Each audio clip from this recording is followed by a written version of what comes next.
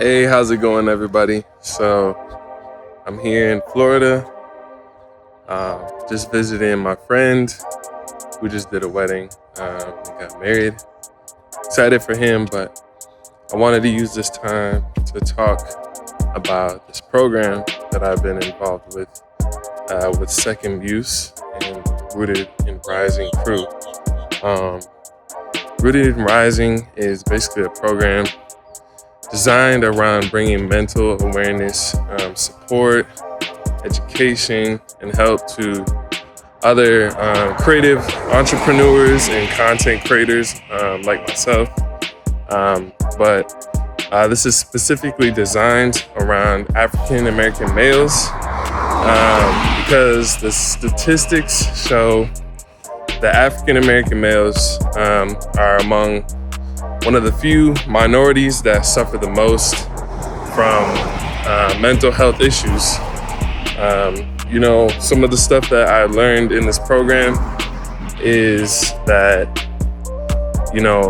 oftentimes as African American males, we are always in grind mode.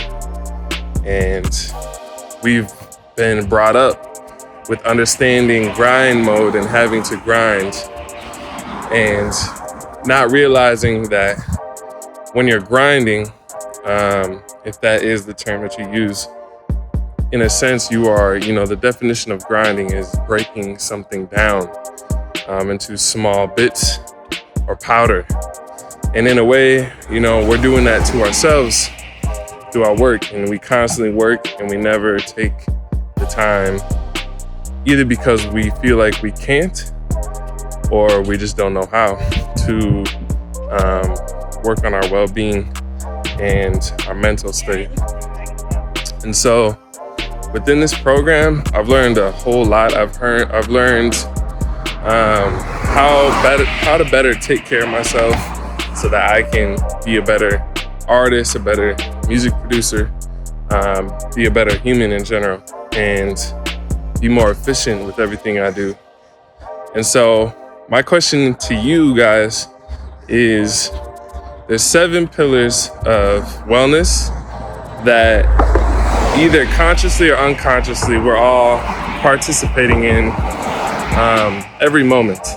And these 7 pillars are your physical, your mental, your spiritual, your environment, your social, your occupational, and there's one more.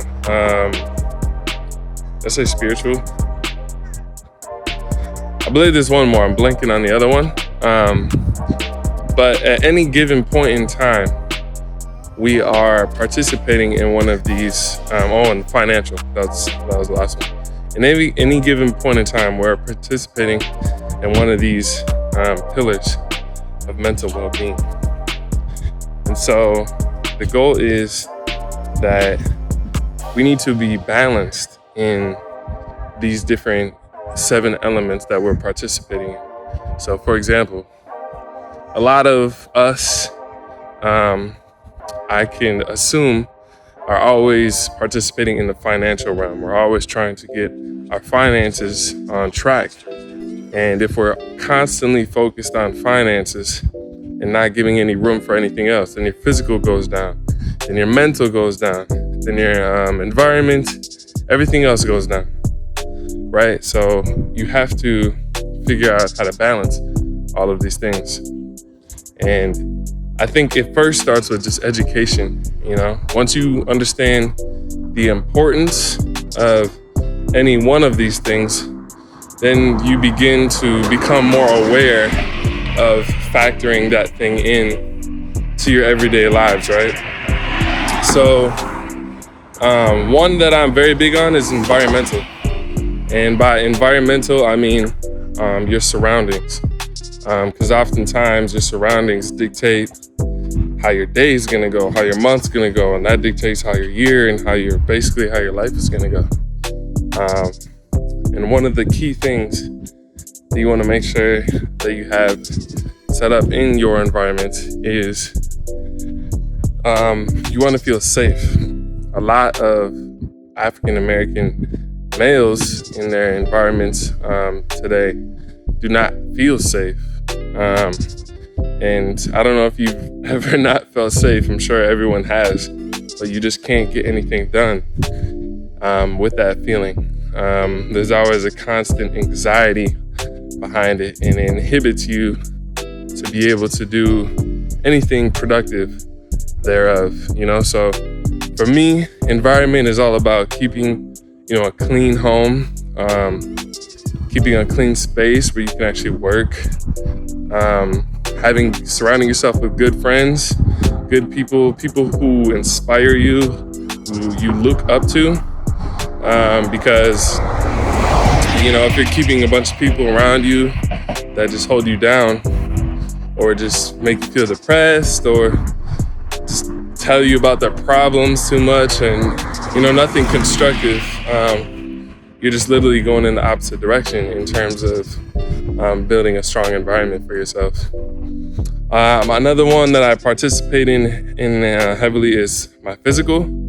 And physical for me is very cool because I know that if I take care of my physical, usually my mental is like really close right there. For me, they're kind of tied together. So, for example, if I start my day off by going to the gym or going on a jog or even a walk, just starting my day off with something physical, get my body moving, it helps get my mind moving. And that's exactly what I'm doing here, is starting off my day with a walk, and it's getting my mind working and moving on a daily basis. And you need this, you can't be lethargic. Another one is social, and for Black African American males, that also can be one of the 7 elements that we really don't participate in or think of heavily. And by social, I'm talking about, do you actively seek, to have relationship and meet up and like do things with people? I know that today with technology, with social media, content creators, people, a lot of people can work from home.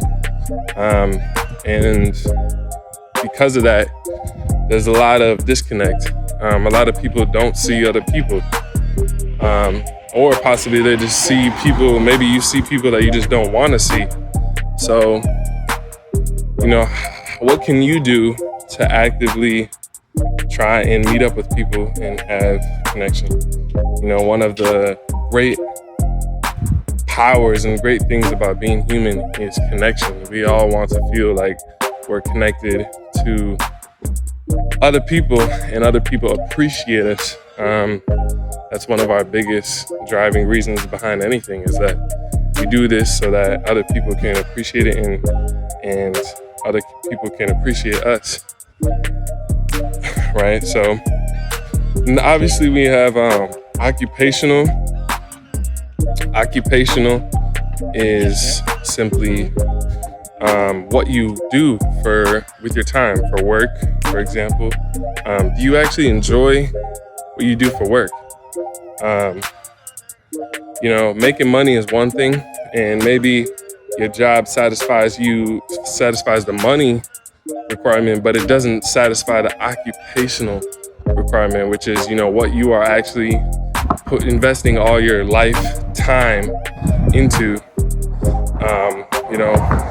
For me, for example, being a recording artist, a music producer, my occupational well-being is very high because I'm literally doing every single day what I love to do, and I'm also generating money from it.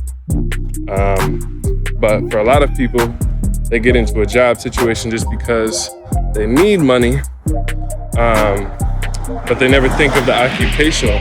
Or maybe they got into a job situation because they were in a pinch. They really, really needed that money, or else survival was almost, they couldn't see survival. Maybe you were in that situation, but then later on you kept and stuck with that job even when you knew that it didn't, it didn't supply your occupational well-being. You stuck with that job because maybe you just like that consistent paycheck. I think that once you get to a certain level of stability in your job and comfort, having the awareness to look for the occupational job, so starting to apply for other jobs or possibly starting your own side hustle that could lead into your own business. Like, in everyone's life, you have to find and do the things that you love doing, because you're going to do those the best and it's going to fulfill you.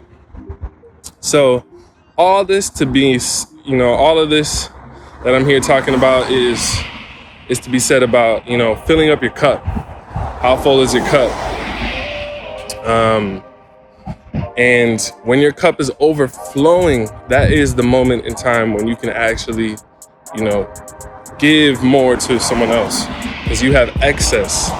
But when your cup is, pretty much empty, or even halfway full, you don't have any to give, because you still need to fill your cup. You need to be full yourself. So what I've learned in this program is you need to, as we hear on airplanes all the time, you need to put on your mask first before you can help someone and put on their mask. But in real life situations, this is easily forgotten. On a plane where I guess death is imminent, in a situation like that, yeah, we can, understand that quickly. But in real life, where those consequences aren't as severe immediately, I think we tend to forget that.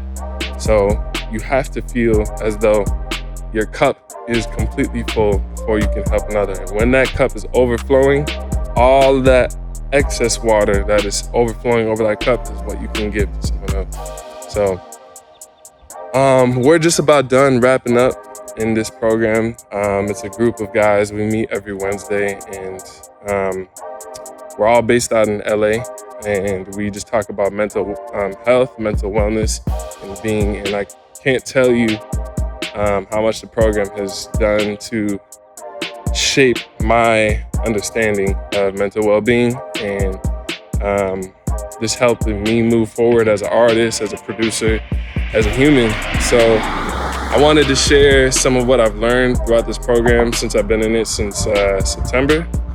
And hopefully, this message and some of these things can help you. Whatever background you are, all of this is equally universal and applies to everybody. So with that being said, enjoy this view that I have for you here. And I will see you guys sometime soon. Peace.